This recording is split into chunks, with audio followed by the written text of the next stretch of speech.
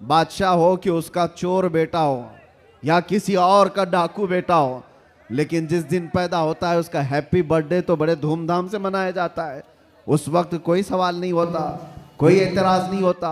और कहा यह जाता है कि ये तो एक नॉर्मल सी चीज़ है, कॉमन चीज़ है, सब जगह हो रही है, इसको हम दीन समझ करके नहीं मनाते, खुशी समझ करके मनाते हैं।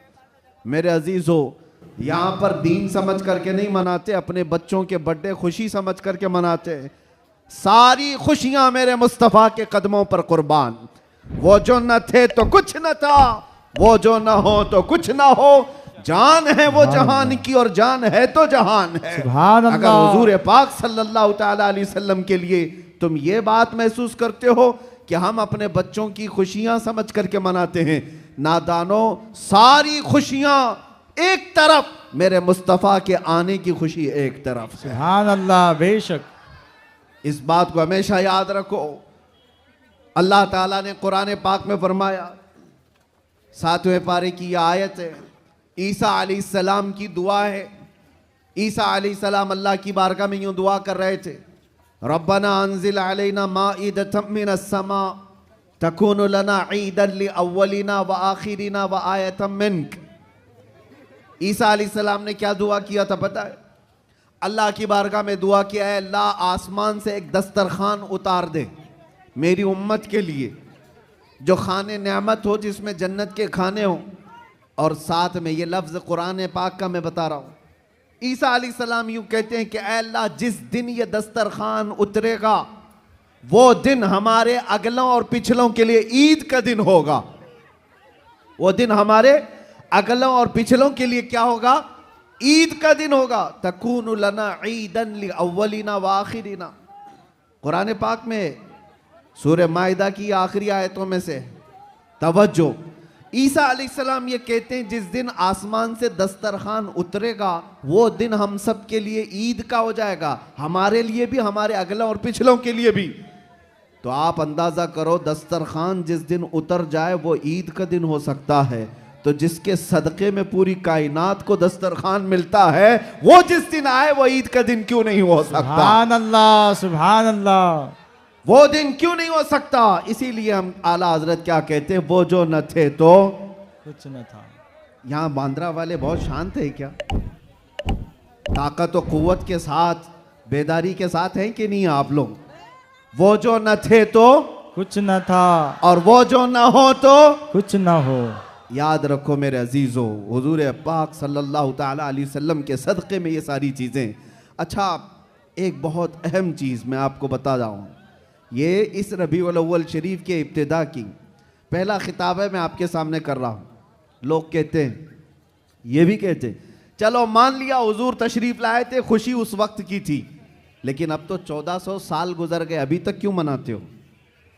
हुजूर सल्लल्लाहु तआला अलैहि वसल्लम जिस वक्त आए उस वक्त खुशी मना लिया गया होगा, वो अलग बात है, लेकिन अब तक क्यों मनाते हो? जवाब सुनो मेरे अजीजों, इसलिए कि आम लोगों की बात अलग है, मुस्तफ़ा की बात अलग है।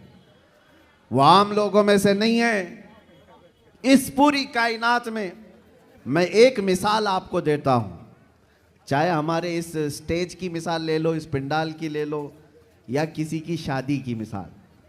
किसी के यहाँ शादी हो रही है, आपके भाई की, बहन की, किसी की भी, हॉल बुक किया आपने, पूरा सजाया, लाइट लगाया और बहुत कुछ आपने सजावट के साथ, कुर्सी रखी, मिंबर सजाया, दावत दिया, बारातियों को बुलाया, और उसके बाद हुआ क्या? शाम तक ये महफिल चलती है। या मुंबई में रात की शादियां होती हैं। जब महफिल ख़त्म हो जाए तो सारी चीज़ें उठा ली जाती हैं, यानी जो जो सजाया गया था वो सब उठा दिया जाता है। कुर्सियां भी हट जाती हैं, बाराती भी चले जाते हैं, कुमकुमे लगे थे, लाइटिंग लगी थी, झूमर लगे थे, वो सब निकाल दिए जाते हैं। पूछो हॉल वाले से, क्यों? मियाँ वो दूल्हे के लिए सजाया गया था, शादी उसकी थी, दूल्हा आया और दूल्हे के आने से पहले बाराती भी आए, लेकिन महफिल जब ख़त्म हो गई, निकाह हो गया, दूल्हा जब चला गया तो लाइटिंग भी उठा ली गई, कुर्सियां भी हटा दी गई, सजावट भी निकाल दी गई, और हाल बेहाल हो जाता है, ख़त्म हो गया। ये एक मिसाल दे रहा हूं, दुनिया में एक दस्तूर है या नहीं, जिसके यहाँ भी शादी ब्याह वगैरह कुछ हो, जिसके लिए सजाया जाता है, जब तक वो बैठा है तब तक की सजावट है, और दूल्हा जब चला जाए तो सजावट नहीं रहती, निकाल दी जाती है। एक दिन ज्यादा से ज्यादा, दूसरे दिन हो सकता है पिंडाल भी हटा दिए जाते हैं। ये मिसाल जहन में रखो और फिर इस कायनात को देखो। ये कायनात किसके लिए सजाई गई है? ये जमीन का बिछोना किसके लिए था? यह आसमान किसके लिए ताना गया था? इसमें झिलमिलाते हुए सितारे और चांद सूरज किसके लिए बनाए गए थे? खुद हदीस पाक में है, अल्लाह के नबी फरमाते हैं, ये रब ताला का फरमान है, लौलाक लमा खलक़तु दुनिया वल अफलाक वल अर्दी। ऐ रसूल, अगर आपको पैदा करना ना होता तो ना मैं जमीन बनाता, ना आसमान बनाता, ना इस कायनात को बनाता। पता ये चला कि जो कुछ भी बना है वो मुस्तफ़ा के लिए बना है। वो जो न थे तो, और वो जो ना हो तो, जमीन का बिछोना मेरे मुस्तफ़ा के लिए बिछाया गया, आसमान की ये नीलगूं चादर मुस्तफ़ा के लिए तानी गई। इसमें सजावट, चांद सूरज तारे, ये सब सजाए गए। और फिर 1,24,000 कमोबेश अंबिया बराती बन करके तशरीफ लाए। हर आने वाला नबी मुस्तफ़ा के आने के कसीदे पढ़ता था, बाद आने वाले आखिरी नबी की बशारतें देता था। अब सुनो मेरे अजीजों, ये दरख्तों की सजावट, ये समंदरों की लहरें, ये नदियों की बहारें, और जो कुछ भी दुनिया में सजावट है, पता तो ये चला ये मुस्तफ़ा के लिए है, ये हुजूर के लिए सजाया गया। अंबिया की ये बारात आई 1,24,000 कमोबेश, वो आखिरी नबी के आने की बशारत सुनाने के लिए आते रहे।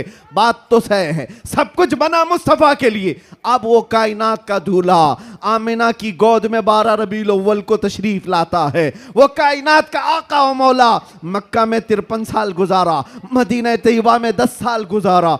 अब जैसे कि मैंने दस्तूर के एतबार से मिसाल देकर के दुनिया में बताया था, 63 साल की उम्र होने के बाद रसूल पाक सल्लल्लाहु तआला अलैहि वसल्लम इस दारे पानी से रुखसत हो जाते हैं, चले गए, हमारी आंखों से पोशीदा हुए। अब दुनिया का यही तो सवाल है, लोगों का यही तो सवाल है कि जब नबी पाक तशरीफ लाए थे उस वक्त मीलाद की खुशी मना ली गई, हो गया, अभी तक क्यों मनाते हो? 1400 साल गुजर गए, अभी तक क्यों मनाते हो? उनके जवाब के लिए मैंने इतनी सारी तमहीद बांधी है। उनको ये कहता हूं, ये दुनिया की मिसाल अलग है। जब दूल्हा उठ करके चला जाता है तो सजावट भी खत्म होती है। हमने देखा जमीन अभी भी बाकी है, आसमान अभी भी बाकी है, चांद सूरज की रोशनियां अभी भी झिलमिला रही हैं। न दरख्त कम हुए, न समंदरों की लहरें कम हुई, न दरियाओं की तुग़यानियां। इस कायनात की रंग और रोशन और जो भी चमक है उसी तरह बरकरार है। पता क्या चला? चांद से पूछो, सितारों से पूछो, सूरज से पूछो, जमीन और आसमान के इस पूरे ताने बाने को पूछो, अभी तक तुम क्यों बाकी हो? दूल्हा तो चला गया, दूल्हे के लिए जो चीज सजाई जाती है, जब दूल्हा जाता है तो सजावट भी चली जाती है। इनसे पूछो अभी तक तुम क्यों बाकी हो? जमीन भी तुम्हें थप्पड़ मार कर कहेगी, आसमान भी पुकार कर कहेगा, नादान तू क्या समझता है? उस रसूल पाक को चले गए, नहीं गए, तू जिंदा है वल्लाह, तू जिंदा है वल्लाह, मेरी चश्मे आलम से छुप जाने वाला। सुभान अल्लाह, सुभान अल्लाह। नारे तकबीर, नारे रिसालत, सरकार की आमद, सरकार की आमद।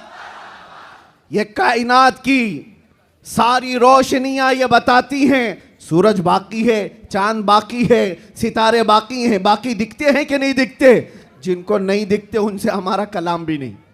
जिनको दिख रही ये सारी चीजें, उनसे मैं कह रहा हूं, ये सारी चीजें चमक चमक चमक करके तुम्हें बता रही हैं, दूल्हा सिर्फ छुपा है, गया नहीं है। बेशक, सुभान अल्लाह। कायनात का आका पर्दा अपने चेहरे पर डाल दिया, या फिर ये तकाज़ा बशरियत है वादा इलाही के मुताबिक।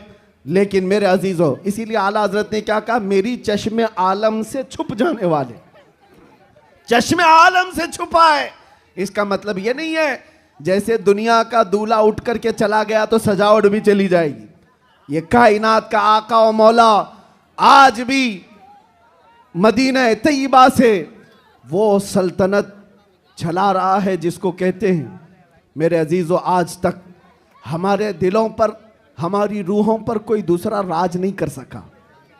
वो कोई और होंगे जो किसी के आगे पीछे घूमते होंगे, लेकिन सच बताऊं, करोड़ों मुसलमानों पर आज भी जिसकी हुक्मरानी है उसको कहा जाता है आई नई हुकूमत सिक्का नया चलेगा, आई नई हुकूमत सिक्का नया चलेगा। आलम में रंग बदला सुबह शबे विलादत, सुभान अल्लाह। हुजूर की विलादत की सुबह से जो हुक्मरानी तब्दील हुई है वो क़यामत तक नहीं बदल सकती।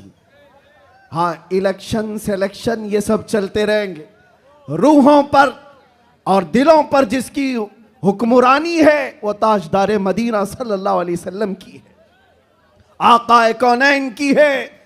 इसीलिए मेरे मुर्शिद गिरामी हुजूर सैयदी ताजुश शरिया रहमतुल्लाह तआला अलैह फरमाते हैं, जहां बानी अता कर दें भरी जन्नत हिबा कर दें।